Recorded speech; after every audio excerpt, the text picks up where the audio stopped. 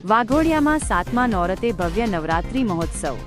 Waghodia Sen depot સામે એકતા યુવક મંડળ દ્વારા આયોજિત નવરાત્રિ મહોત્સવના 7મા નોરતે ભવ્ય આરતી અને ગરબાનું આયોજન કરવામાં આવ્યું હતું, જેમાં હજારો લોકો ઉત્સાહભેર ઉમટી પડ્યા હતા।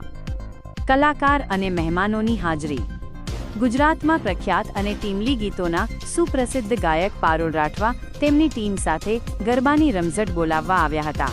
તેમની સાથે મુખ્ય મહેમાન તરીકે વાઘોડિયા 136 વિધાનસભાના ધારાસભ્ય ધર્મેન્દ્રસિંહ વાઘેલા બાપુ, મામલતદાર હિતેન્દ્રસિંહ ગોહિલ, સામાજિક કાર્યકર બ્રિજેશ ગોસ્વામી હાજર રહ્યા હતા।